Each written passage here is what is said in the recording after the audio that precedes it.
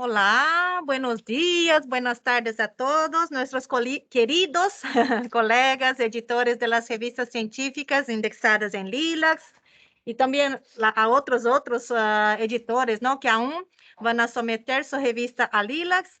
Llegamos a nuestra cuarta sesión virtual, cuarta sesión virtual de los webinars sobre buenas prácticas en los procesos editoriales de revistas científicas para LILACS. Nosotros ya tuvimos, entonces, solo para recordar, el tema del ecosistema de LILACS, que fue el primer tema. El segundo tema fue reproducibilidad de la investigación y publicación científica. Y el último fue datos de investigación.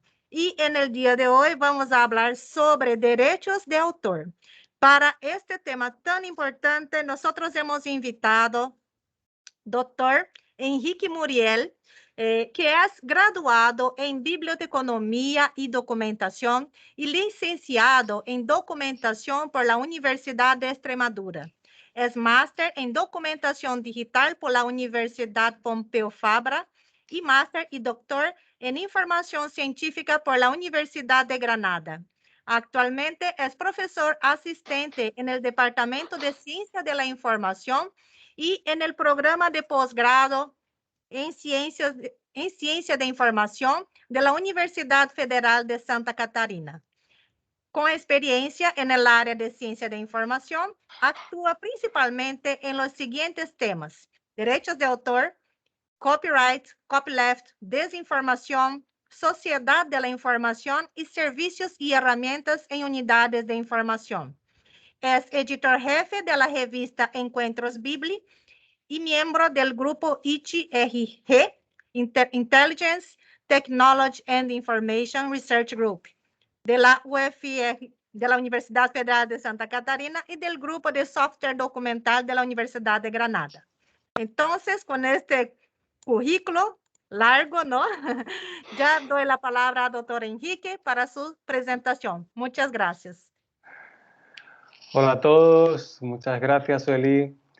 Un poco largo, sí, la próxima vez vamos a pensar algo un poco más corto, que sé que es muy pesado para la gente que nos está oyendo también. Hola a todos, vamos a hablar un poco de derechos de autor. Como es un asunto que normalmente no despierta grandes pasiones, vamos a intentar hacerlo desde un punto de vista un poco más tranquilo. Bueno, como bien ha dicho Sueli, soy Enrique, soy uno de los editores de la revista Encuentros Bibli. Es una revista de la cual estamos muy orgullosos, entendemos que es una de las revistas más innovadoras de América Latina. Hemos implementado algunas cosas muy interesantes en la revista y, de hecho, en esta presentación algunas de las cosas que vamos a comentar están también relacionadas con pasos que dimos en la revista para intentar mejorar algunos de nuestros procesos internos y externos. Vamos allá. ¿Qué vamos a ver? Vamos a ver un poco de derechos de autor. Como es poco tiempo, no podemos hablar mucho tiempo sobre eso. Vamos a ver también los límites y las excepciones a los derechos de autor. Vamos a hablar brevemente de autoría, porque también hay otras formaciones que van a hablar sobre algunas de estas cuestiones, o ya han hablado o van a hablar sobre algunas de esas cuestiones, pero creo que es importante que también lo veamos aquí, por lo menos de forma general, para que entendáis cómo todo va encajando poco a poco. Que a veces hacemos una cosa en un sitio, otra cosa en otro, pensamos que son cosas separadas, pero en realidad están bastante unidas. Vamos a hablar un poco de plagio, poco, en uno de los asuntos que no me interesa mucho, la verdad, pero creo que es importante echar un vistazo desde el punto de vista de los editores. Y vamos a hablar brevemente de algunos desafíos del copyright, de los derechos de autor que tenemos los editores científicos. Si alguien tiene interés en echar un vistazo en una cosa un poco más profunda sobre alguna de estas cuestiones, puede entrar en mi canal de YouTube, que ahí tengo algunos vídeos, algunas participaciones como esta, a veces profundizando en algunos de esos puntos que hemos visto aquí. Nosotros vamos a hablar de ética o de derechos de autor.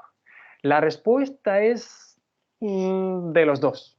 Vamos a hablar de derechos de autor, pero en algunos casos la ética también está influyendo. Y nosotros como editores tenemos que tener mucho cuidado con ese tipo de cuestiones porque pueden afectar tanto a nuestra reputación cuanto a la reputación de la revista que representamos. Primera cosa de todo, para saber cuál es nuestra ley de derechos de autor.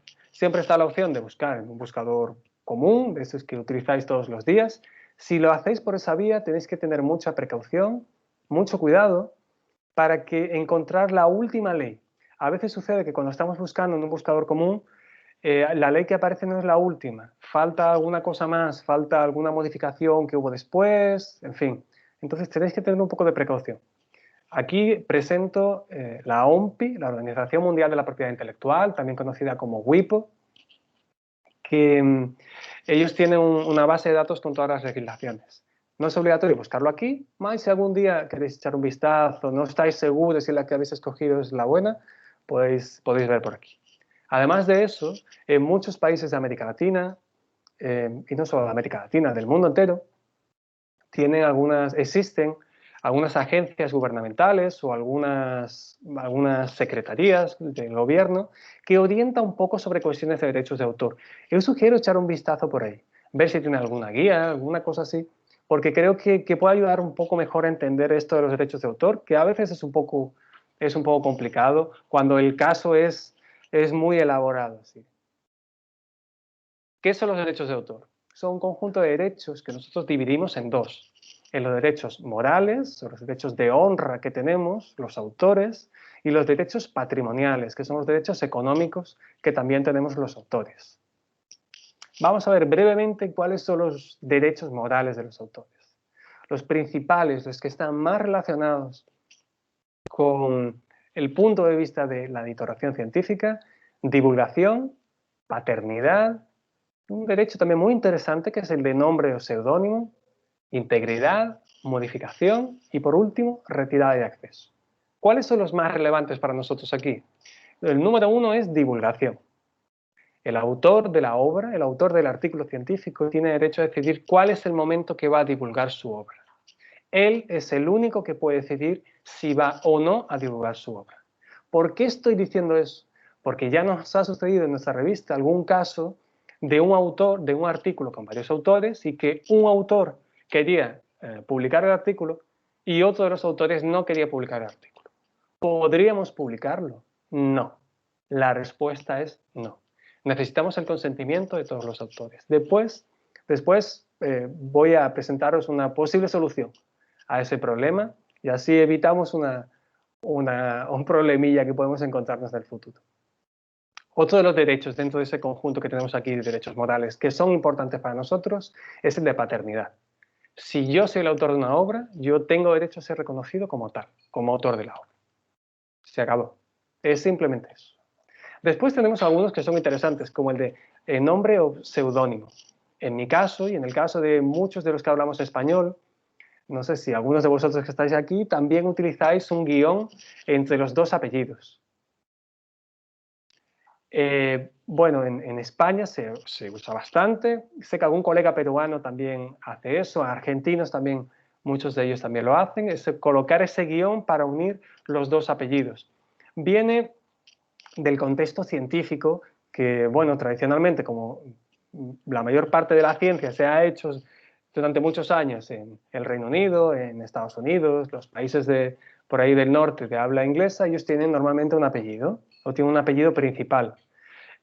Todos aquellos que tenemos la tradición que viene de la península, tenemos a veces dos apellidos, y para poder conservarlos y que quede bien registrado en todos los lugares, por ejemplo, para recuperar adecuadamente las citas, necesitamos que esos apellidos siempre aparezcan de la misma forma. Una solución muy simple, que es lo que yo hago, por ejemplo, en todas mis intervenciones, o como yo publico los artículos, es siempre utilizar el apellido Muriel-Torrado, como si fuera solamente uno. Bueno, eso podríamos entenderlo que eso es un seudónimo, aunque no lo es, Mas eso podría ser considerado como un seudónimo. Yo como autor tengo derecho a eso, tengo derecho a decidir cuál es el nombre que voy a utilizar, mi nombre científico. Otra parte, si hablamos de los derechos morales, ahora hablamos de los derechos patrimoniales. ¿Qué es eso de los derechos patrimoniales? ¿Qué hay dentro? Los más importantes para nosotros, dentro de los patrimoniales, es la reproducción, que es hacer copias de una obra, distribución, que es compartir esa obra siempre pensando en un soporte. Por ejemplo, cuando hacemos fotocopias de un artículo científico y lo repartimos en clase cada uno de nuestros alumnos, eso es distribución. Es obligatorio que haya un soporte. Ese soporte puede ser un soporte físico como el papel o físico digital como un pendrive también. Pero tiene que haber una cosa material. Y cuando no hay cosa material, como sucede con muchas de nuestras revistas, con la gran mayoría, ¿qué es el derecho? ¿Cuál es el derecho que interviene ahí un poco más? El derecho de comunicación pública. Lo que estamos haciendo en nuestras revistas es comunicar públicamente obras que son de sus autores que han enviado para nuestra revista. Entonces, el derecho patrimonial que afecta a todo este contexto que estoy explicando aquí es el de comunicación pública. Y por último está el derecho de transformación, que sería, en nuestro caso, traducir una obra a otra lengua. Nosotros tenemos un artículo en español y alguien quiere hacer una traducción a inglés, bueno, pues eso afecta directamente al derecho de transformación, que es uno de los derechos patrimoniales que tiene el autor.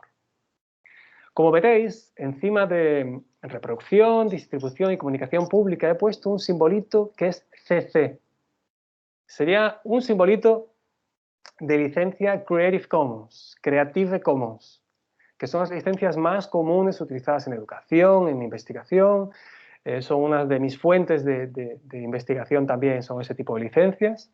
Y aquí coloqué, para que sepáis, para que entendáis, cuando penséis en una licencia, en qué licencia debería tener vuestro periódico, estos tres derechos son compartidos por defecto con las licencias Creative Commons, independientemente de la licencia que nosotros vamos a adoptar en nuestra revista.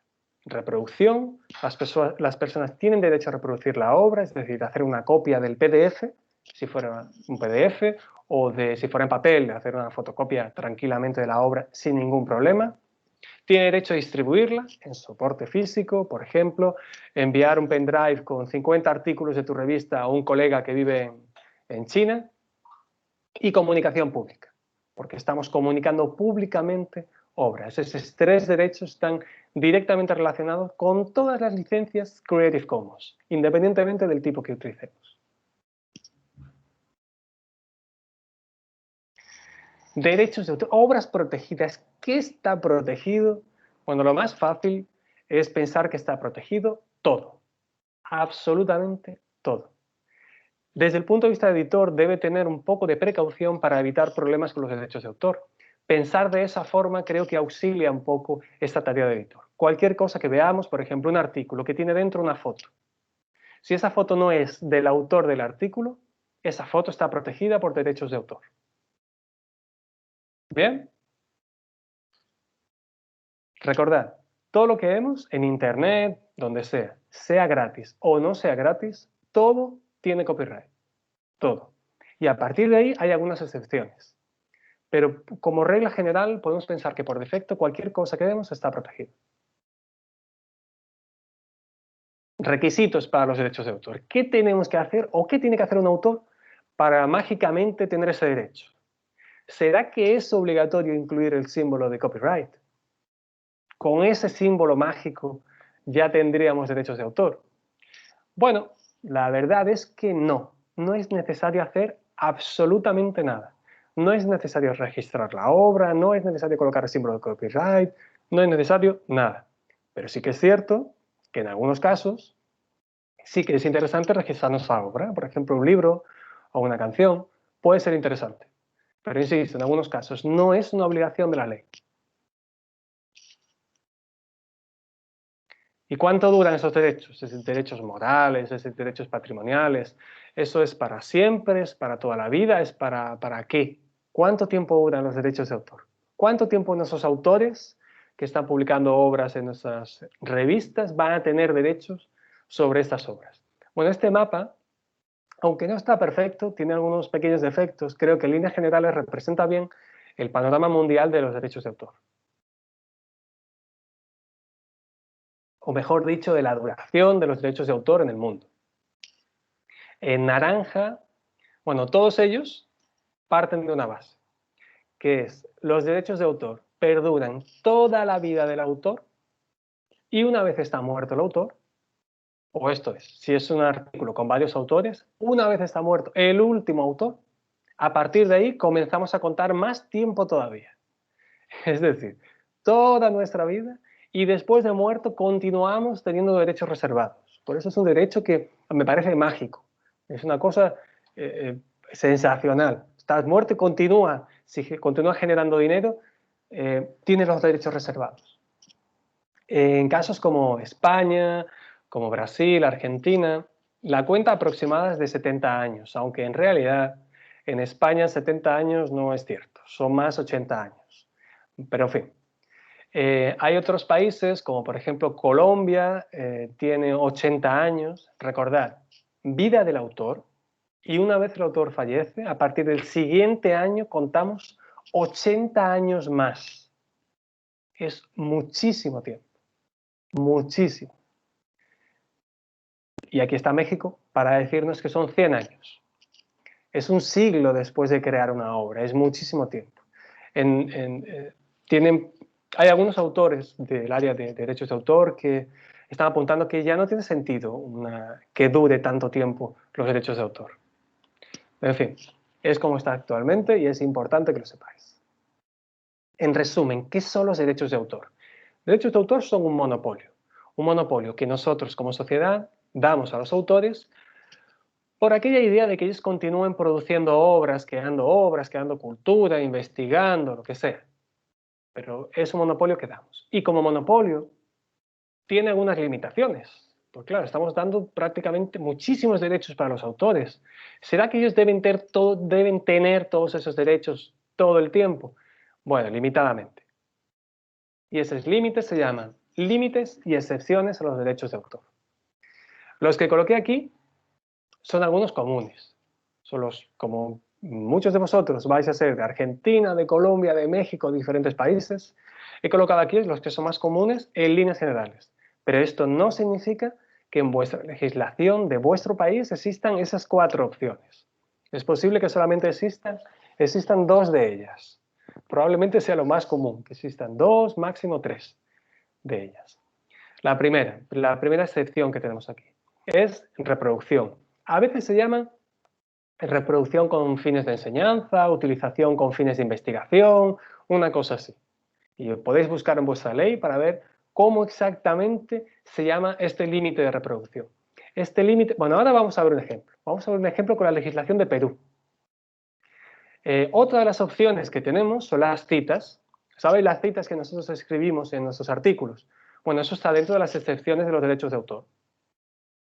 Siempre recordad, autor y fuente. Es obligatorio colocar autor y fuente. Otra de las excepciones que a veces aparecen es para bibliotecas, archivos o instituciones similares. Puede existir otra institución como un centro de documentación similar. Es común que las bibliotecas tengan algún libro, un libro que ya está descatalogado, que es imposible comprar ese libro y que necesite por algún motivo hacer una copia de ese libro para poder continuar colocándolo a disposición de los usuarios. Bueno, pues hay legislaciones donde permite hacer eso. Y la última, no por ello menos importante, una excepción y limitación pensada para personas que tengan alguna deficiencia o discapacidad. Utilizo esos 2 términos aquí porque dependiendo del país se va a utilizar uno u otro. Escoged el que sea más adecuado para vuestra realidad. Es una excepción para poder utilizar las obras de una forma diferente para aquellas personas que tienen algún tipo de limitación, que puede ser una discapacidad visual, por ejemplo, y es la más común que se utiliza, de visual o auditiva. Entonces, podemos modificar la obra, podemos hacer determinadas cosas con esa obra para que los usuarios que tengan ese tipo de discapacidad concreta puedan también disfrutar de la educación, de la enseñanza, en fin. Un ejemplo de límite y excepción con la legislación peruana. Reproducción. ¿Será que yo puedo reproducir utilizando ese límite? Yo soy un usuario común. Yo puedo reproducir una obra entera acogiéndome a ese derecho de reproducción que yo tengo ahí, ese límite de reproducción que tengo ahí. No exactamente, porque todos los límites tienen un conjunto de condiciones. En el caso de Perú, dice que solamente puedo reproducir breves extractos de la obra. ¿Qué significa breve? No lo sabemos. No hay un número exacto. Es cierto que algunas legislaciones, aunque no esté en la ley, pero sí que hay algunos documentos que ya apuntan a algún pequeño porcentaje, no es lo más común. Y colocar un porcentaje, desde mi punto de vista, no tiene mucho sentido porque depende del tipo de obra. Una obra muy corta, tal vez un porcentaje de un 15% sea mucho, y una obra larguísima, tal vez sea muy poco. Entonces, va a depender del tipo de caso. Pero solo podemos hacer reproducción de breve extracto de una obra para enseñanza o para hacer exámenes. Ese ejemplo del examen me parece muy curioso, no lo he visto en muchas legislaciones, pero Perú lo tiene. Sin fines de lucro, en la medida justificada. Cuando decimos la medida justificada, es la medida justificada para los fines perseguidos. Si yo quiero, por ejemplo, enseñar a negociar y utilizo un pequeño fragmento de una serie que habla de negociaciones y todo esto, tiene que ser la medida justificada. No puedo utilizar 3 capítulos enteros de la serie para ilustrar eso. Y siempre utilizando con usos honrados, que en este caso significa utilizar autor, informar de autor y fuente. Y por último, vuelve a insistir nuevamente el legislador peruano en que no tenga fines de lucro. No estaba contento con decirlo una vez, lo repitió de nuevo. Es muy parecido a lo que sucede en la legislación española, que aparece en varias ocasiones ese de que no tenga fines de lucro. Bueno, entonces yo me quiero acoger a ese límite para poder reproducir una obra. ¿Qué tengo que hacer? Tengo que cumplir con todos esos criterios que aparecen en nuestra ley. Sean estos, como sucede en Perú, o sean los que aparezcan en tu ley. Tienes que cumplir con todos los criterios que aparecen. Y para citar, ¿qué tengo que hacer? Tiene que ser obras ya divulgadas, utilizando siempre, colocando autor y fuente, es obligatorio, conforme a los usos honrados, es una expresión similar a la que tenemos en reproducción, y en la medida justificada por el fin perseguido. Esto es, no podemos decir que estamos citando la Odisea de Homero y colocar la obra entera. No es así. Tiene que ser en la medida justificada para el fin que estamos persiguiendo. Son muchas condiciones, ¿verdad? Pues si echáis un vistazo en vuestra legislación, seguramente sea parecida también.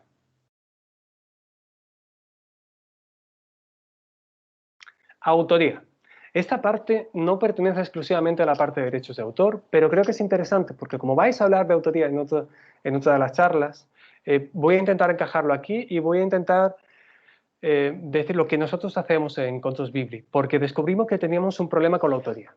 Y nosotros estamos intentando parar con ese tipo de artículos que sucede a veces en algunos lugares. Es una revista. En Contos Bibli el nombre total es En Contos Bibli, revista electrónica de biblioteconomía y ciencias de la información. Sucede que como estamos en el área de sociales, no es tan común como en otras áreas. Existen algunos laboratorios y a veces en algunos laboratorios hay una persona que es responsable del laboratorio, dueño del laboratorio, pero que todas las obras que salen del laboratorio tienen que tener su nombre aunque nunca haya participado en esas obras. Nosotros entendemos que en nuestro contexto eso no tiene sentido. Desconozco si en física cuántica tiene, pero en nuestro contexto eso no tiene sentido. Las personas que participan activamente de la obra son aquellas que deben firmar como autoras. ¿Qué es lo que hicimos? Nos fuimos a las directrices éticas de la ICMJE y dice que para ser autor tenemos que cumplir con esos criterios.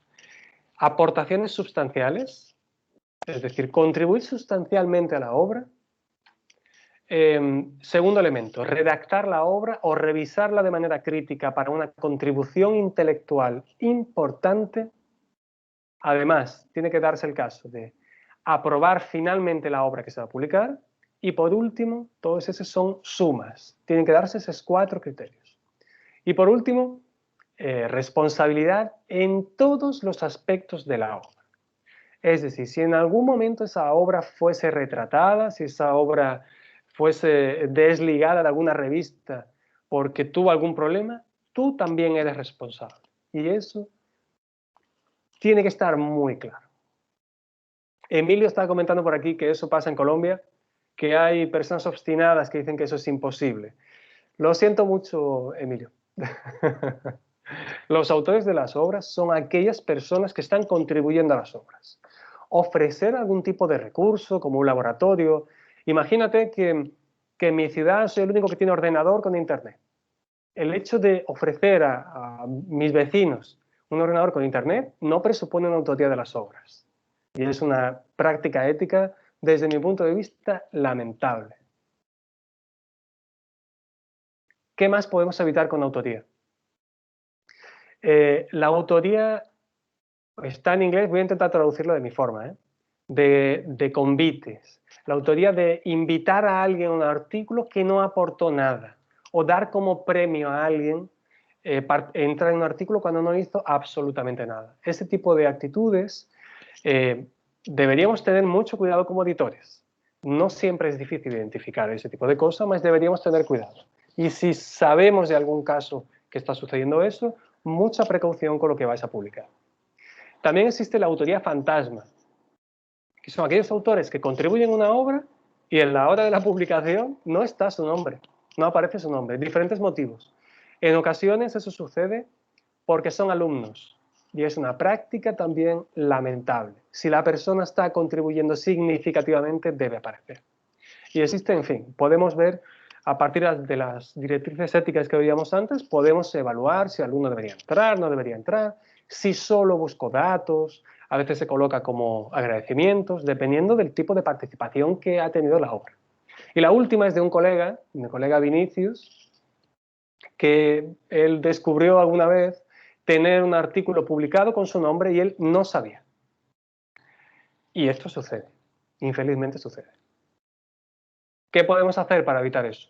Aquí voy a utilizar el ejemplo de la revista, que es la que conozco, para eso soy uno de los editores, que es lo que nosotros hemos hecho.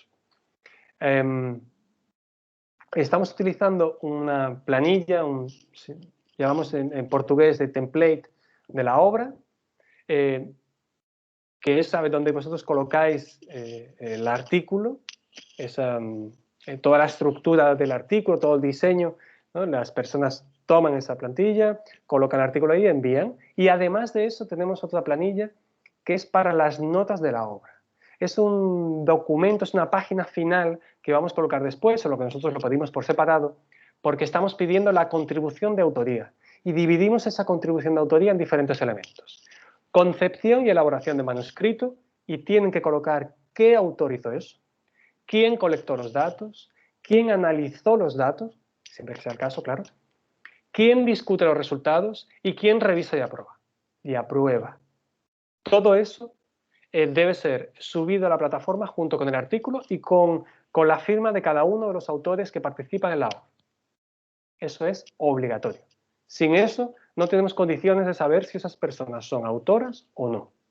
Nosotros estamos confiando, porque también no tenemos otra forma de hacerlo, estamos confiando en que los autores están firmando la obra, sabiendo que están firmando la obra, y nosotros tenemos un documento que justifica por si sucede algo. Y sobre plagio, ¿qué hay sobre eso? Un asunto complicado también. Algunos autores piensan que es una norma ética, que no es una norma exactamente legal, y es cierto que las legislaciones no abordan ese plagio que nosotros vemos frecuentemente o vemos algunas veces en nuestras revistas, no la aborda de la misma forma que nos gustaría que abordase. Por eso está entre la ética y lo legal. Y podríamos definirlo como cuando alguien presenta un trabajo de otros, como si fuera propio, y sin el debido reconocimiento. Podría ser una definición simple. Ninoska, si nos importa, para poder acabar con esta parte de aquí, vamos a dejar las preguntas para el final. Aunque ya he estado respondiendo alguna en el camino, vamos a dejar el resto para el final, ¿vale? El plagio es una cuestión de integridad y de reputación. Aquellas personas que están plagiando y que sabéis que en el contexto científico no ganamos más por publicar más. Hay algunos incentivos en algunos lugares, mas no es lo común ganar más por publicar 5, 6, 7 artículos por año, pero sí se daña nuestra reputación. Y es un poco complicado después reponer ese daño de la reputación que no podemos ni siquiera ver. Una de las posibilidades que tenemos es utilizar esos sistemas mal llamados de reconocimiento de plagio. Esos sistemas es falso que reconozcan el plagio. Esos sistemas solamente reconocen la similaridad entre caracteres. Solamente eso. La similaridad entre palabras, pero no plagio. Ellos solamente están identificando uno de los varios tipos de plagio que existe. ¿Cómo podemos evitar eso? Es complicado, bastante complicado. Una de las opciones que tenemos es precisamente utilizar una de esas herramientas, pero solo nos va a indicar algunas cosas. Y el hecho de, como ya vi en algún momento, en algún lugar por ahí, decir que un artículo tiene 60% de plagio, porque uno de esos sistemas dice que eso es plagio, y cuando es 59 ya no es plagio, pero si es 61 ya es plagio, está totalmente equivocado utilizar un porcentaje, porque todo va a depender del contexto. Obras, por ejemplo, que son de derecho, tienen una tendencia de dar un alto porcentaje de plagio en ese tipo de detectores, porque estamos utilizando trechos de la ley, que son copiados exactamente como dice la ley, para discutir sobre ellos, para decir que está bien, que está mal, para, en fin, estamos utilizando pedazos de la ley. ¿Eso significa que estamos plagiando? No. En cambio, en otras áreas, porcentajes de plagio menores pueden indicar un plagio claro. Por ejemplo, pegar una idea que es de un otro autor, modernidad líquida, que es un concepto que a mí me gusta mucho, me interesa mucho. Me parece un concepto bonito así de explicar y de entender, fácil. Esa modernidad líquida es un concepto que es de Zygmunt Bauman. Es un sociólogo que ya murió unos años atrás. El concepto es de él. Si yo intento hacer pasar ese concepto como mío en una obra, estoy plagiando un concepto que es de otro autor. No tiene ningún sentido. Y fijaos, solamente es un concepto. No tiene sentido hablar de plagio con porcentajes porque no consiste en eso. Porcentajes deberían ser solamente una cosa orientativa. ¿Qué es lo que hacemos? Una declaración de derechos de autor, donde nosotros explicamos en nuestra página web varias cuestiones relacionadas sobre derechos de autor, sobre el tipo de licencia que utilizamos. Utilizamos alguna herramienta también y animamos a los revisores que procuren plagio también, que a veces nos auxilia porque nosotros no sabemos siempre de todas las áreas que publicamos. De algunas áreas nosotros podemos buscar, podemos echar un vistazo en el artículo, pero no de todas. Entonces animamos a los revisores a que ellos también busquen para hacer un refuerzo y por último nos reservamos el derecho a no publicar en cualquiera de las etapas que esté en el artículo si identificamos alguna parte con plagio. Algunos desafíos, y ya estamos acabando, que tenemos y que vamos a tener en el futuro relacionados con derechos de autor. Primero, una recomendación que siempre hago a todos, intentar formarse en derechos de autor. Cuestiones básicas de derechos de autor, pero necesitamos saber un poco sobre cómo funcionan los derechos de autor y cómo funcionan las licencias Creative Commons. Vamos a tener un problema en algunas áreas con la autoría múltiple, que en algunos casos tiene sentido y en otros no lo tiene. Los datos abiertos van a ser un problema desde el punto de vista de los derechos de autor. ¿Cómo se han recopilado esos datos? ¿Esos datos están hechos? ¿Quién va a ser el autor de esos datos? Las imágenes en los artículos. Imágenes en los artículos, como decía antes, todo lo que vemos en Internet, todo lo que vemos por ahí, por defecto está protegido. Entonces, publicar imágenes en los artículos que tienen derechos de autor puede ser un problema para los editores. Vamos a tener algunos problemas, ya tenemos seguramente con plagio, con autoplagio, la dificultad que siempre tenemos para buscar buenos revisores, que también forma parte de todo este negocio, porque buenos revisores pueden orientarnos sobre si una obra está plagiada, por ejemplo. Y una recomendación, aunque vais a hablar de licencias Creative Commons, voy a aprovechar para dar esta recomendación que creo que es muy importante. La licencia debe ir en varios lugares de la página web, todo lo que queráis, pero es obligatorio que vaya en el PDF. Casi nadie lee una revista entera. Lo que leemos son PDFs de artículos. La licencia Creative Commons debe ir en el PDF para que los usuarios puedan saber qué pueden y qué no pueden hacer con esos artículos. Y por último, una crítica que es más una autocrítica tal vez, es que estamos yendo al camino de la ciencia abierta, que es interesantísimo, pero todavía en algunos lugares como en América Latina tenemos muchos problemas con esa parte de entender bien qué es acceso abierto y cómo funcionan las licencias. Parece que estamos un poco atrasados en esa parte de ahí.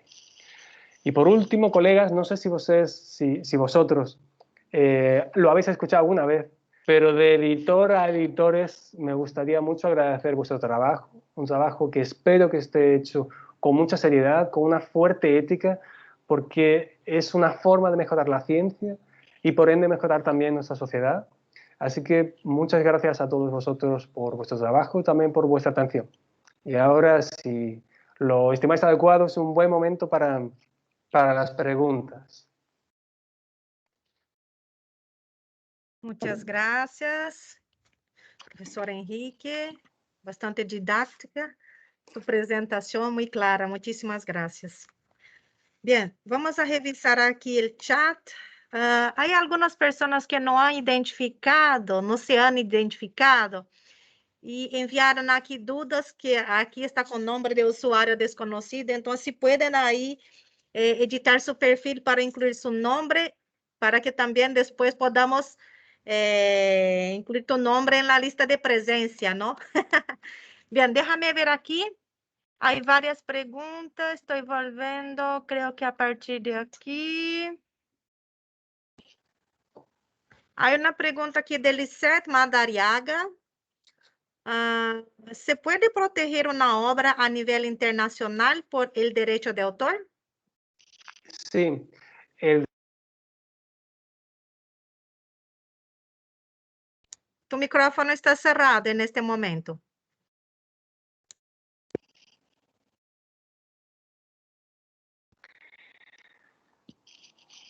no sé cuántas veces ya ha sucedido una cosa parecida. Los derechos de autor es un tipo de derecho que me parece muy interesante porque es un derecho mágico. Es un derecho que sucede de un momento para otro, te cae así en el mismo momento de creación de la obra. Esa protección es una protección internacional de la obra. Todo lo que vemos en Internet, sea en inglés, en chino, en como sea, todo por defecto está protegido. Y es que esa protección es internacional. Es cierto que cada ley tiene sus particularidades, vamos a ver algunas que tienen unas excepciones, otras tienen otras. Algunas tienen una duración un poco mayor, un poco menor, más la protección de derechos de autor, todos vienen del Convenio de Berna, Convenio de Roma, y son internacionales. Es válida para el mundo entero. Aquellas personas que, por ejemplo, escriben un libro y tienen un interés particular en proteger ese libro, en fin, pueden hacer un registro, no hay ningún problema, se puede registrar el libro. A veces es en la Biblioteca Nacional del país, a veces hay una secretaría en el Ministerio de Educación, depende del país, hay una forma u otra de hacerlo, pero siempre hay algún tipo de registro donde se puede hacer donde se puede registrar esa obra. Gracias. Yo veo aquí que Karina Patrón está con su mano arriba. Yo creo que ella logra abrir su micrófono para hacer su pregunta.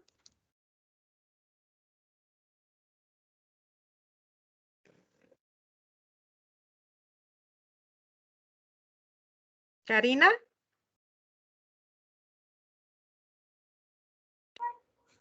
Solo un minuto, parece que... Sin Ahora problema. sí. Karina, ahora sí.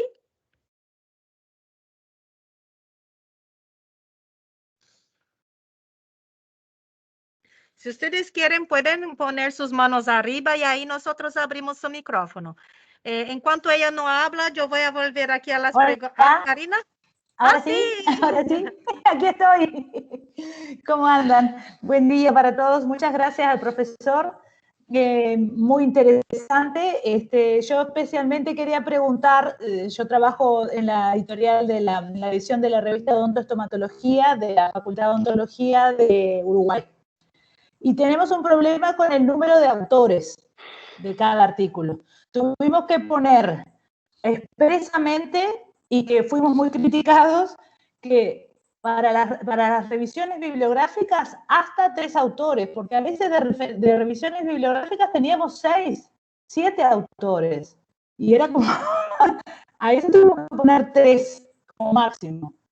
Y bueno, entonces ahí pusimos una cláusula de que según el tema se consideraría, y bueno, por eso tuvimos que justificar mucho. Quería preguntarle a ver si eso es una práctica que podría extenderse, o que hicimos bien o que hicimos mal. A ver qué opina el profesor. Gracias. Bueno, Karina, depende primero de la área, porque cada área tiene sus particularidades. Hay algunas áreas que los artículos da miedo el número de autores. Yo ya vi una lista de autores mayor que el tamaño del artículo. Y tal vez en ese tipo de áreas muy concretas, muy específicas, esa creo que era de física, tal vez en ese caso tenga algún sentido. Tal vez, solamente tal vez. En otras áreas, y depende del tipo de obra, no tiene mucho sentido tener 20 autores para un artículo. tenemos varios problemas aquí en medio y uno de los problemas son los órganos de evaluación. Nos evalúan generalmente en casi todos los países por la cantidad de publicaciones. No nos pagan más, pero nos evalúan por eso, por publicar tanto por año.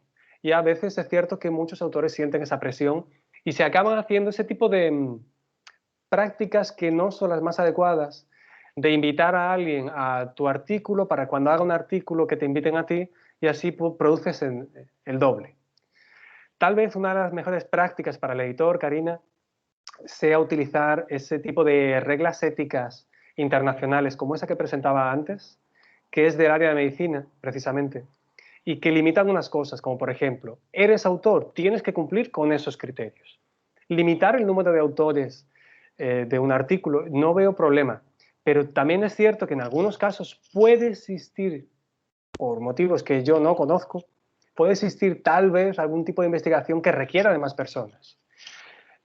Como ejemplo, nosotros estamos haciendo ahora una revisión, estamos haciendo un metaanálisis, en fin, es como si fuese una revisión sistemática de literatura sobre un determinado asunto, es bastante compleja la revisión y estamos tratando en este momento unos 750 artículos.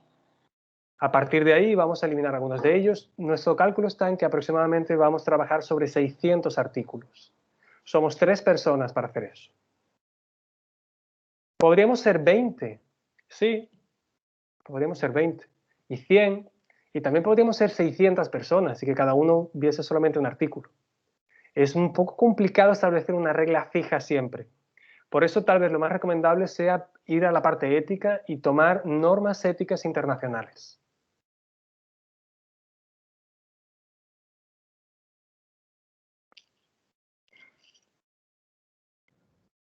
Ok, gracias. Ana Marcela Hernández está aquí con tu mano arriba también. Dale, puedes abrir tu micrófono.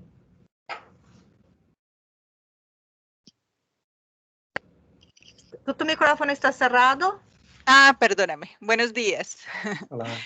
Hola. Enrique, te quería preguntar si un artículo dice que es de acceso abierto, ¿se da por sentado que lo puedo usar, que lo puedo reproducir?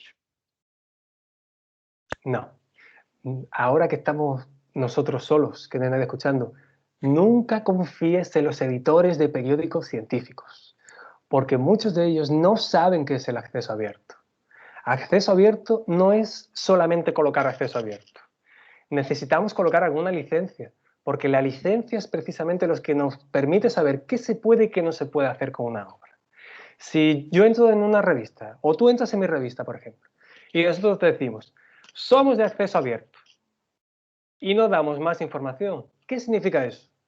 No tengo la menor idea. No existe ni siquiera una definición clara, concreta de acceso abierto. Existen varias definiciones y hasta con las definiciones, yo he escrito algún artículo relacionado con eso.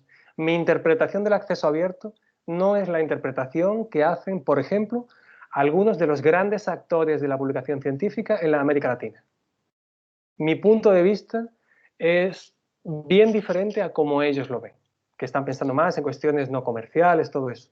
Acceso abierto, desde mi punto de vista, no es eso. Entonces, lo que hay que ver es la licencia. Por eso es tan importante colocar bien la licencia. Gracias. Gracias, profesor.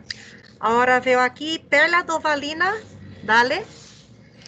Hola, buenos días a todos. Enrique, primero, pues muchas gracias por compartirnos tu experiencia. Y yo tengo una pregunta que es algo muy común que nos está pasando en la revista médica.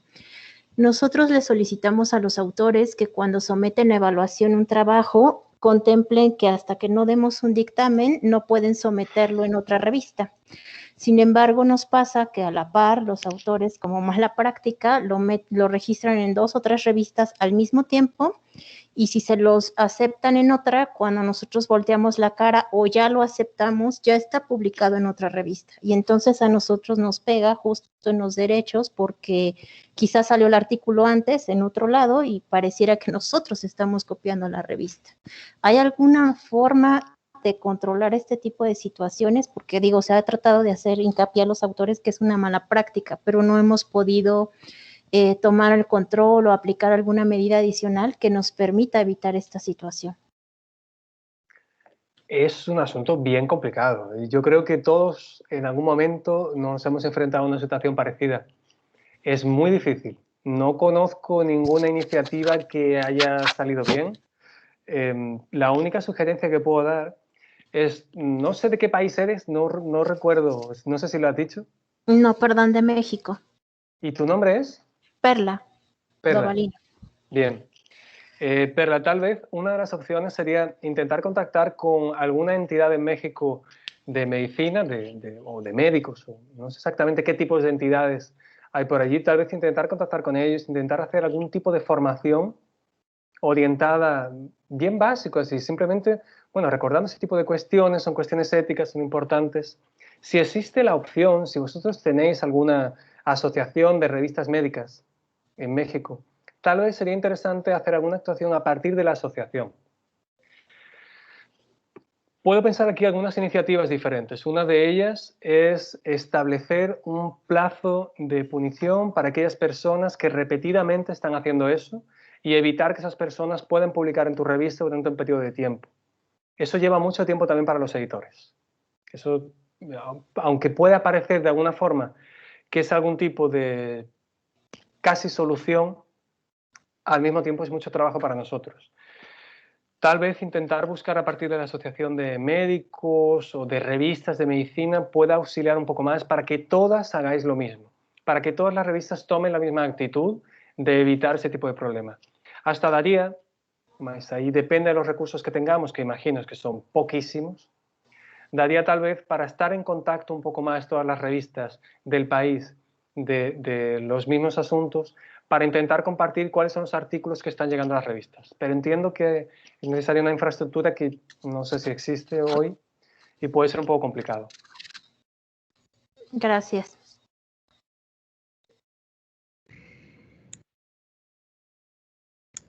Gracias.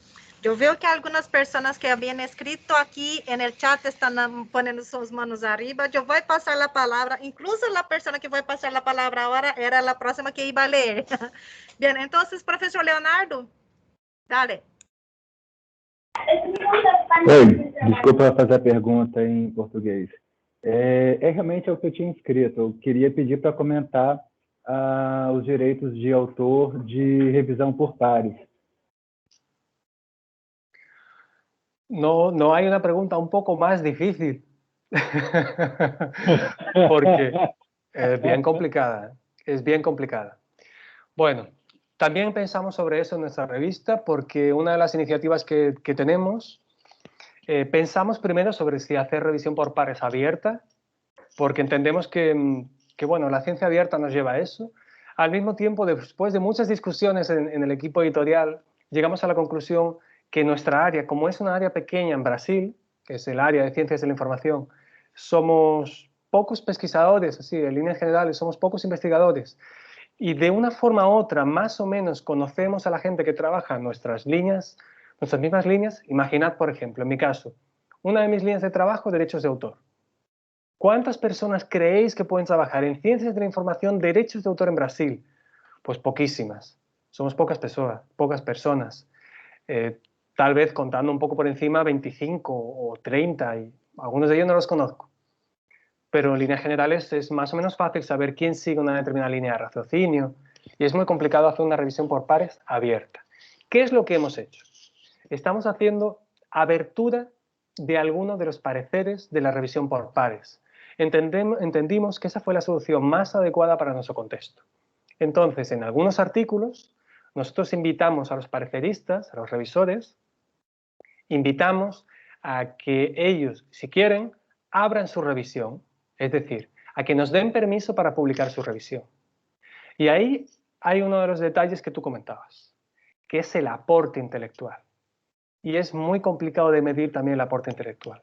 En nuestro caso entendemos que es mejor guardar el sigilo de los pareceristas y solamente publicamos el parecer, pero no publicamos el autor. Lo hacemos básicamente para poder mantener ese sigilo, porque seguramente ese parecerista en el futuro va a hacer otro parecer y es posible también que sea publicado. Entonces nosotros hemos preferido mantener el sigilo. Siempre lo hacemos claro con el consentimiento. Si el autor no quiere, no hay ningún problema. Después está el elemento calidad de los pareceres, de las avaliaciones, de las evaluaciones. Disculpad si digo alguna cosa en portugués, no es culpa mía. Es que el cerebro ya funciona así y a veces se cuela alguna palabra por ahí. La calidad de las avaliaciones, de las evaluaciones, a veces es baja. Y en algunos casos nosotros, por ejemplo, también nos reservamos el derecho de publicar o no el parecer en función si entendemos que ese parecer contribuye en algo al artículo o contribuye en algo a nuestro público, al público que va a acceder al artículo y que en algunos casos también va a acceder al parecer. ¿Cuál es el aporte que tiene un revisor, un buen revisor? A veces un buen revisor es fundamental para el artículo. Pero es cierto que el revisor no está escribiendo el artículo, no está participando de la investigación del artículo. La contribución podría ser significativa. En pocos casos yo diría que sí, que esa contribución podría ser significativa. Pero en líneas generales eso no está sucediendo y ellos no están participando de la investigación. No cumple alguno de los criterios que colocábamos antes del ICMJE, que es uno de los criterios que utilizamos también en nuestra revista Encontros Bibli. No sé si he conseguido responder bien a tu pregunta. Eu estava pensando também na questão do direito sobre o parecer da revisão por pares. Como é que a gente... Porque o fluxo editorial das revistas, por exemplo, no JS, é uma das primeiras coisas que toda revista tem, é o fluxo de você ter algum lugar para clicar para dizer que está cedendo o direito para a revista nesse ou naquele termo. Às vezes a revista pede para o autor assinar alguma coisa no final.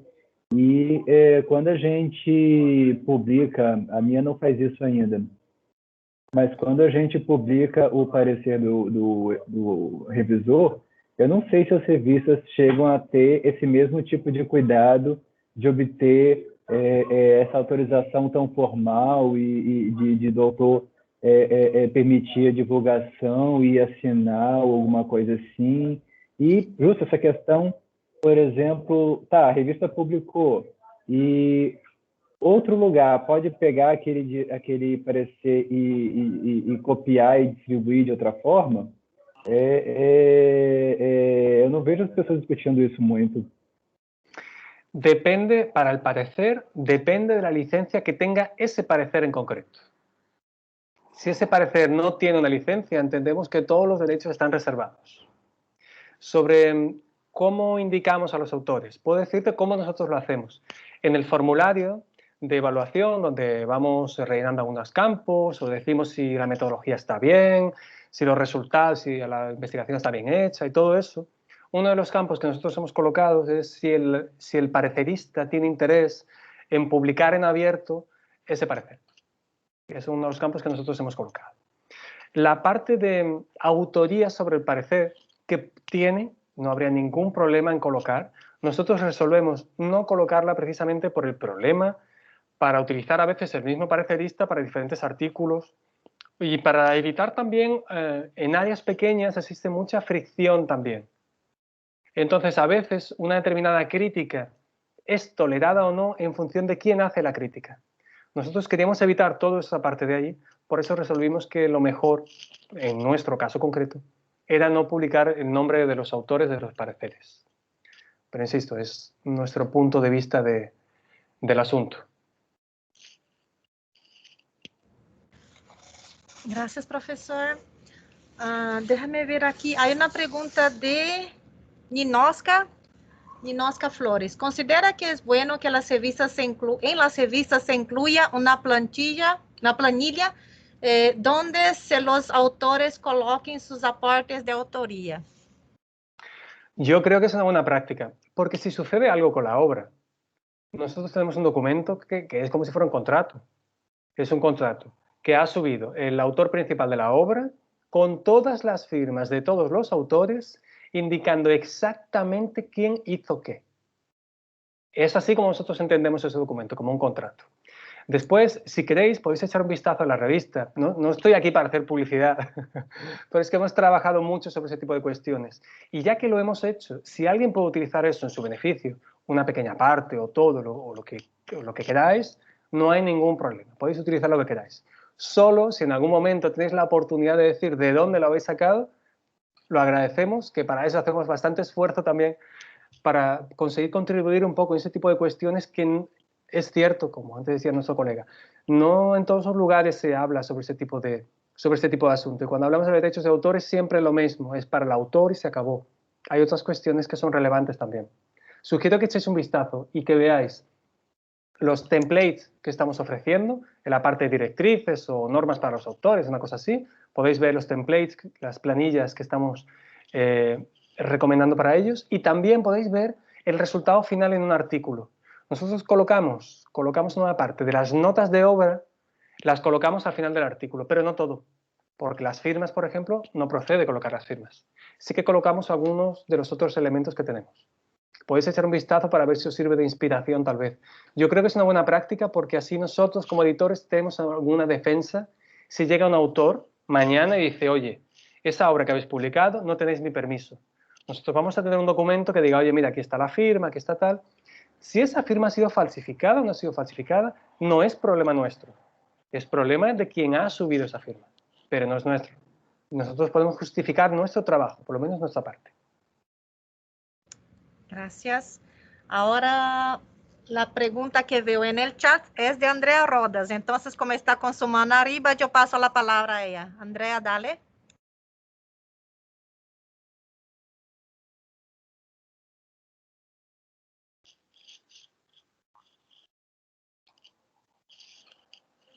Veo que tu micrófono está abierto, pero no te escuchamos.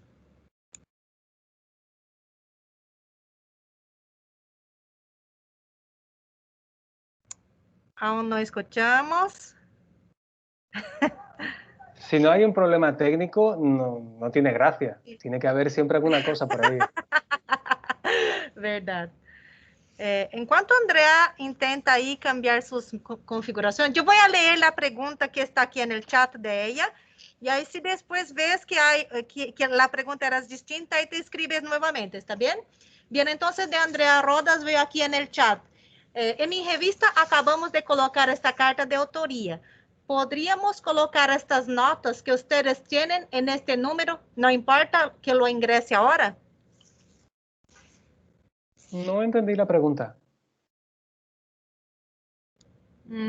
Esta carta de autoría, déjame ver, MG, acabamos de colocar esta carta de autoría, podemos colocar estas notas que ustedes tienen en este número.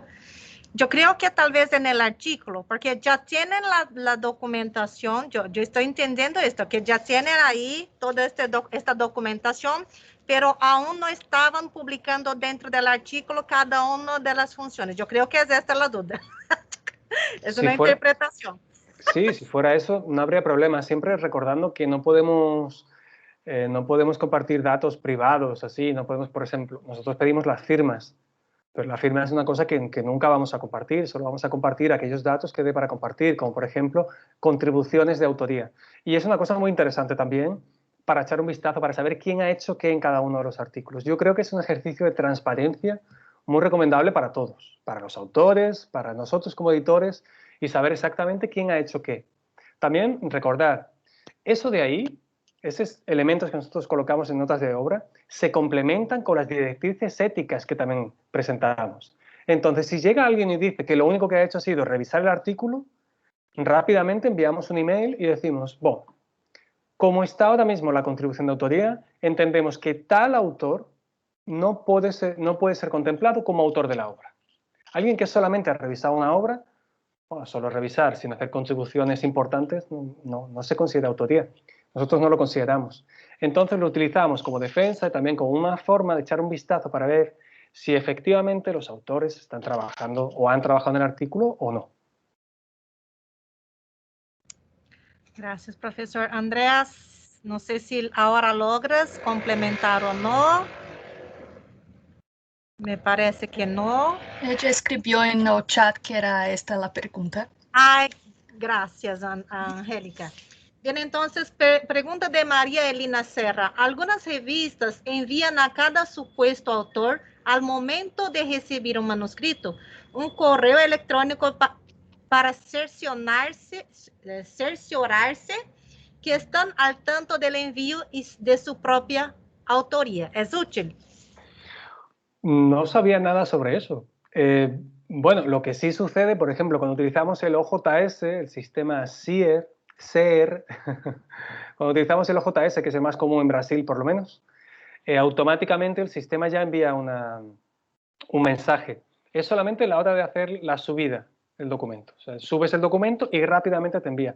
Es una forma de confirmación también del sistema porque a veces, pero por lo menos en las versiones antiguas, a veces se te olvidaba hacer un último paso, pensabas que habías subido el archivo, no lo habías subido y daba algún problema. Algunos sistemas lo hacen. Bueno, no está mal. Si hay que implementar un sistema entero para eso, ahí ya habría que pensar. Si el sistema automáticamente envía un mensaje, pues estupendo. Yo voy a pasar la palabra a Alejandro Lozano. Dale. Buenas tardes, gracias Enrique por tu conferencia. Yo soy de Córdoba, Argentina, de la Universidad Católica de Córdoba, en una de las revistas que es Método, que es de investigación biológica. La pregunta es sobre el autoplagio. Consideraciones y cuándo evaluás autoplagio. Complicadísimo. La respuesta es muy difícil, muy complicado. Por eso, nuestra sugerencia es que las directrices de la revista que vosotros tengáis, utilicéis directrices éticas claras. Por ejemplo, nosotros utilizamos para autoría, utilizamos las que presenté antes aquí, y para cuestiones de plagio y autoplagio utilizamos las de la COPE, que son las más comunes, el Comité de Ética en Publicación no sé qué. Creo que son del Reino Unido, si no recuerdo mal, son buenas directrices. Nosotros seguimos lo que dicen ahí. Los casos de autoplagio son bastante difíciles. Puedo comentar algún caso que yo ya he vivido, que ya he experimentado, que no es exactamente autoplagio, pero era un artículo que habíamos recibido en nuestra revista. Habíamos publicado un par de números atrás un artículo relacionado con un determinado asunto. Un tiempo después recibimos otro artículo muy parecido al primero, con los mismos autores. Y es un asunto muy concreto, que prácticamente no recuerdo a nadie que trabaje ese asunto tan concreto, eran los mismos autores. ¿El artículo era el mismo? No, pero era bastante parecido. Las discusiones eran parecidas también. Entonces lo que hicimos fue, lo más formal y educado posible, hicimos una sugerencia a los autores para que tratasen de publicar en otro lugar, porque ya habíamos publicado un artículo muy similar y entendíamos que ese artículo no contribuía tanto a una cosa novedosa porque ya teníamos el primero que lo hacía. Entonces no parecía estar compensando mucho una nueva publicación sobre un asunto en nuestra revista. Otra cosa que creo que estaría muy bien tener la ayuda de todos vosotros. Debemos entender que publicar un artículo científico no es un derecho de nadie. No existe derecho de publicar. Y esto es una cosa que a veces veo que algunos editores sufren bastante con esa parte de ¿cómo es que no voy a publicar? No, que publicar no es un derecho. Nosotros como editores tenemos también que tomar decisiones y algunas decisiones no son agradables. Y entre ellas está definir si alguien está haciendo el mismo trabajo otra vez o no. El asunto es ¿cómo se coloca esto? ¿Cómo se comenta esto con el autor? Hay que tener mucha precaución. Yo normalmente no hablo de plagio, hablo que las obras tienen mucha similaridad con obras ya publicadas, mucha similaridad con otros artículos de las revistas, y hablo de similaridad, porque plagio es un concepto que remite también a un crimen y seguramente no tengamos pruebas suficientes para demostrar que eso es un crimen. El autoplagio en algunas áreas son una plaga, y una plaga que desde mi punto de vista no me gustaría nada que se extendiese en nuestra revista. E intentamos acotar lo máximo posible para evitar ese tipo de situaciones. Pero no hay una respuesta clara, muy directa, además de intentar adaptarse bien a reglas éticas de organismos internacionales, que es mi recomendación principal. Gracias. Gracias, Enrique. Gracias. Placer. Gracias. Tenemos muchas preguntas no contestadas, pero debido al horario. Bien, yo voy a pasar la palabra a las dos últimas personas que están aquí con mano arriba. Pero me gustaría que pudieran hacer la pregunta lo más rápida posible. Y ahí me gustaría preguntar a profesora Enrique si podemos enviar las preguntas que tenemos en el chat para que, si tú puedes contestar a ellos, para que podamos enviar a ellos las respuestas. ¿Qué te parece, profesor? Tenemos dos opciones. Podemos quedarnos 5 minutos más, intentar resolver por lo menos aquellas que sean las más generales, que más personas puedan tener esa duda. Y si sobra, y si hay alguna pregunta más, podéis enviarla. Ahora voy a tardar un poco en responder. Necesito varios días para responder. Ok, bien. Yo voy a pasar la palabra para Marco Antonio, porque ya estaba con su mano arriba hace un tiempo. Muy buenos días a todos. Un saludo desde acá de la Universidad Central del Ecuador. Soy parte del Consejo Editorial de la revista FIGEMPA Investigación y Desarrollo.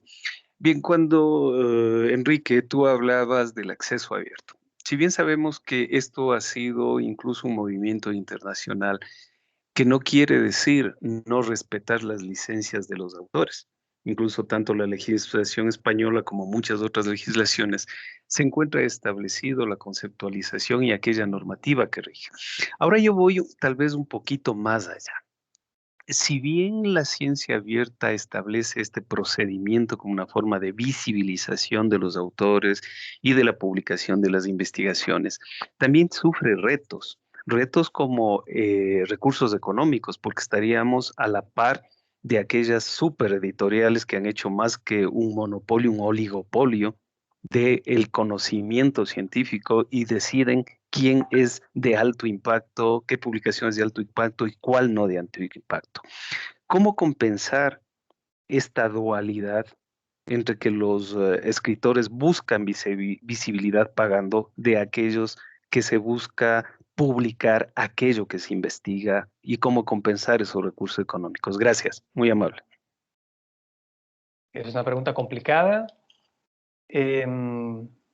Que tiene diferentes vertientes también, porque el movimiento de acceso abierto, de una forma u otra, se está abriendo camino o se ha abierto camino ya en muchos países del mundo, no solamente en América Latina, donde todavía existen muchas revistas con una fuerte resistencia a favor del acceso abierto, al contrario de lo que sucede en otros países, que las revistas son de pago y todo eso. No hay forma de competir con una revista que tiene dinero. No sé cuántos recursos tenéis vosotros. En nuestro caso, los recursos son insignificantes. A veces el recurso es un becario durante 6 meses, 20 horas semanales. Ese es el recurso que tenemos para poder trabajar en la revista. Ahí depende de varios factores. Uno de ellos es el mercado, cómo funciona el mercado. Y hay una charla de un evento que participé en Perú, donde hablo un poco sobre cómo funciona ese sistema de derechos de autor en relación con el mercado. Tal vez te interese, por lo que estabas comentando, tal vez te interese esa charla que está en mi canal de YouTube. Y tenemos también el problema de América Latina, y que yo entiendo que hay que reconocerlo ya de una vez y hay que intentar hacer algo, que es la calidad de las revistas. Existen muchas revistas con una calidad muy, muy, muy baja. Y la duda es, cuando voy a algunos eventos relacionados con editoración científica y todo esto, parece que la idea es solo abrir nuevas revistas. Desde mi punto de vista, lo que debemos hacer es mejorar las revistas que tenemos e intentar, y yo sé que es un poco complicado, intentar a veces, en lugar de tener 5 revistas diferentes sobre el mismo asunto, tal vez unir esfuerzos y los pocos recursos que tenemos, intentar hacer solamente una revista que abarque con todo ese espacio de mercado, por decirlo de alguna forma, de esa área, centrarlo solamente en una revista para que tenga más recursos y pueda competir en calidad con revistas de otros lugares. Porque la calidad es uno de los factores que muchas veces estamos olvidando. Sé que no estoy respondiendo a tu pregunta, pero es la respuesta que consigo dar en un espacio de tiempo tan corto, y tal vez sea un motivo de discusión. Es una pregunta maravillosa, un buen motivo de discusión para otro tipo de eventos, que hablemos un poco más de esa parte de mercado editorial y todo ese tipo de cuestiones. Gracias, profesor. Yo voy a intentar juntar dos preguntas aquí. Déjame ver aquí. Lisette Madariaga y de Matilde, de Brasil, que es sobre de quién es el crédito o el derecho si es el caso de financiación. Por ejemplo, la institución es que financia, ¿quién es el responsable? Uno hace publica un artículo, pero hizo debido a la financiación o el estímulo de una institución. Bueno, yo recibo todos los meses, yo recibo un estímulo para continuar publicando, pero los artículos son míos. Ese estímulo se llama salario y es lo que gano todos los meses. Entonces, el hecho de que haya una entidad que financia algo está bien. Y ahí debemos de detallar algunas cosas, porque, por ejemplo, está el publisher, lo que se conoce como publisher, que en el caso de América Latina normalmente son las universidades. A veces es una asociación de estas de profesionales, una cosa así, pero en líneas generales son las universidades. Ellos son el publisher, nuestras universidades son publisher y es importante que ellos lo sean. Ahora, una revista puede recibir financiamiento, por ejemplo, del Ministerio de Economía, de tal, no sé qué. Bueno, pues con colocar en la revista que recibe financiamiento de allí, eso no da autoría. Otra cosa que me llama mucho la atención en este mundo de la divulgación científica es como algunas personas crean una revista dentro de un ámbito universitario y piensan que la universidad no tiene responsabilidad. No, claro que la tiene. La universidad es el publisher de la revista, por eso tú tienes la revista dentro de ese contexto universitario. ¿Quién es el máximo responsable de todo eso? Bueno, desde el punto de vista legal, el responsable va a ser la universidad como publisher y tú como editor de la revista. Van a ser los dos los responsables. Si sucede algo, si publicamos un artículo que es horroroso, que, en fin, que induce a que la gente se coma vasos de cristal, responsables podemos ser el editor y la universidad también. Podemos ser los dos. Entonces tenemos que tener mucho cuidado con aquello que publicamos. Gracias. Ahora voy a pasar para Diana Caro. René, lamentablemente no voy a poder pasar la palabra porque no en el momento hay un tiempo muy corto. Diana. Hola, muy buenas tardes. Ya son por aquí. Yo hablo desde la Universidad Católica del Maule, en Talca, Chile. No soy chilena, soy colombiana, pero llevo bastante tiempo por aquí. Yo trabajo con la revista Ciencias de la Actividad Física de la universidad. Y tengo una pregunta en relación a un caso que se nos presentó particularmente y ahí no pude definir muy bien cómo funcionaba o cómo se aplicaban correctamente estos derechos de autor, porque surge la solicitud de, con varios artículos, a elaborar una nueva obra, que era un libro.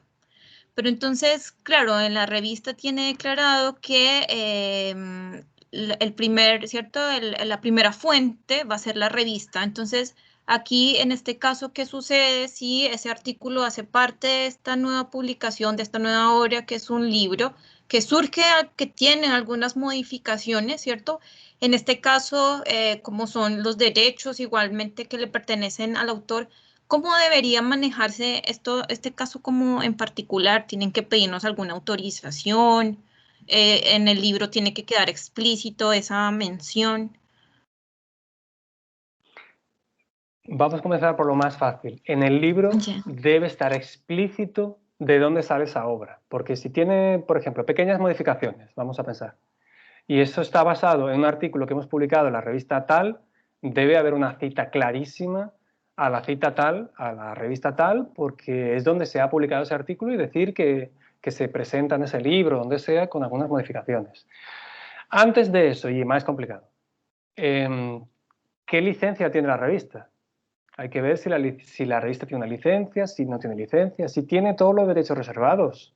Tiene que solicitar expresamente a la revista, tiene que hacer una solicitud para ver si puede publicar en el libro o no. Si tiene algún tipo de licencia, no es necesario, pero autor y fuente es obligatorio. Es totalmente obligatorio. Y ahora, depende del tipo de licencia. Si la licencia, por eso comentaba antes, las licencias son fundamentales. Cuando hablo de derechos de autor, normalmente hablo derechos de autor y licencia como un paquete todo entero, porque son indivisibles prácticamente. Como vosotros vais a tener otra formación sobre licencias, tal vez podéis profundizar un poco más ahí para no extenderme también mucho. Pero cuando la licencia impide modificaciones de la obra, yo entiendo que no, es un poco complicado colocar después ese mismo artículo en una otra obra. Más ahí va a depender de cómo están declarados los derechos de autor en la revista. Eso es lo más importante.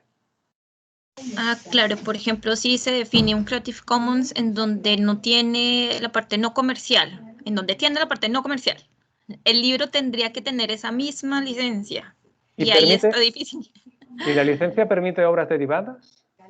Obras derivadas, sí, pero también con esa misma, o sea, obras derivadas, pero no comercial, y que esas obras derivadas tengan esa misma connotación, de que no sea comercial. Hay que ver exactamente lo que dice la licencia, porque si obliga, por ejemplo, a que se compartan las obras derivadas con la misma licencia, el libro debería tener la misma licencia. La misma licencia, ¿cierto? Si se comparte con esa cláusula, que es SA, sí. Compartir igual. Sí. Entonces el libro debe tener la misma licencia. Por lo menos ese artículo del libro debería tener la misma licencia. Eso es obligatorio. La parte de fines comerciales también es complicado, porque depende, claro. Siempre, en cuestión de derechos de autor, todo depende. Por eso es un poco rollo a veces que digo, es que depende. Claro, es que depende del caso. Hay muchos detalles diferentes y depende, ¿sabes? Ok, perfecto. 1.000.000 de gracias. Muy amable y felicitarlo también por la presentación y agradecer igual también todo este nuevo conocimiento. Gracias. Claro. Bien, entonces, muchísimas gracias, profesor Enrique. Lamentablemente no tuvimos la oportunidad de hacer todas las preguntas, pero este tema, como viste, es bastante instigante. Muchos tuvieron dudas durante la presentación también. Pero solo para que sepan, la próxima sesión también vamos a hablar un poco más sobre plagio y retratación. ¿Está bien? Entonces, si hay dudas que quedaron sobre este tema, será con doctora Lilian Caló, aquí de Vireve. Entonces, y también invito, profesor, si tuviera tiempo para participar, porque estamos haciendo estas sesiones mensualmente, son bastante interesantes. Entonces, muchísimas gracias, profesor, por su excelente presentación, por todas las preguntas que ha contestado a nuestros queridos editores. Y ahora solo me gustaría aquí, si quieres ahí, hacer algunas palabras finales para cerrar tu participación. Agradeceros por la invitación, agradecer a toda la gente que ha preguntado por aquí. Está muy bien poder conversar un poco, por lo menos, con los editores. Y una percepción que tengo algunas veces cuando voy a algunos eventos, que me gustaría compartir con vosotros. Cuando pienso en mi papel como editor, yo solamente me veo como un intermediario, solamente eso. Es decir, yo intento facilitar, cuando digo yo me refiero a los editores de la revista, claro. Lo que intentamos hacer es precisamente hacer ese puente entre la investigación que se hace en casa, en el laboratorio, donde sea, y comunicarla públicamente a la comunidad. Nosotros solamente estamos en medio, no reclamamos derechos de prácticamente nada. Si veis en la revista, es la que tiene el menor número de restricciones posibles, porque lo único que deseamos es llegar lo más lejos posible. A nosotros no nos importa si alguien utiliza nuestros artículos, si los vende, si hace obras derivadas, no es nuestro foco. Nuestro foco es intentar que nuestra área llegue lo más lejos posible, que los artículos de nuestros autores lleguen hasta allí. Entendemos que nuestro papel es solamente intermediario y, bueno, aunque tenemos algunas cosas que son importantes también en ese papel, no queremos colocarnos como protagonistas de las investigaciones ni de las revistas siquiera. Entendemos que los protagonistas son nuestros queridos pareceristas, aquellos que evalúan, que agradecemos mucho su trabajo, y los autores que, lógicamente, nos envían también. Muchas gracias por abrir un espacio a esa parte de derechos de autor, que sé que no es lo más divertido para hacer, pero bueno, da para hacerlo de una forma un poco más entretenida y no sufrir mucho. Gracias, profesor. Ahora invito a todos los colegas a abrir sus cámaras para que podamos sacar una foto bien bonita con las caritas de todos ustedes, incluso para rever a ustedes, qué bueno. Es tan bueno ver a los colegas aquí en línea con nosotros. Tuvimos, no vi tanto, pero más de 140 participantes, creo que más incluso, profesor Henrique. Después podemos informar a usted mejor los números, pero lo que pudo acompañar aquí, vi más de 140 participantes en línea. Más colegas van a abrir sus cámaras. Yo voy a sacar una foto aquí con todos. Déjame ver aquí. Avisa antes de sacar la foto. Sí, con certeza. Un minuto más para que abran sus cámaras. Ya he visto por ahí alguna vez alguna captura de pantalla donde todo el mundo está con la cara así, alguien lo hizo a traición. Yo siempre avisamos que para hacer un sonrisa. Bien, querido, sonrisa.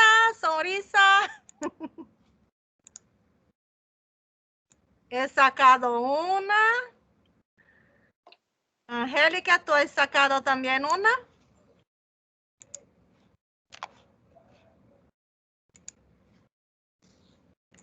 Ay, qué lindo. Ya veo muchas fotos aquí. Una foto más, sonrisa. Listo. Bien, entonces muchísimas gracias a todos. Sori, ¿tú estabas sonriendo también? No hay cómo saber. No sé, no tengo cómo saber. No hay cómo saber, los ojos no ayudan también. Muy bien, entonces queridos, muchas gracias. Muchas gracias, profesor, y nos vemos en las próximas sesiones. Muchas gracias. Chao, chao. Gracias, chao, hasta luego. Vamos a dejar publicar la sesión en el YouTube. También ya hemos solicitado al profesor la presentación y vamos a compartir todo esto en la página de las sesiones virtuales de Buenas Prácticas. ¿Ok? Muchas gracias.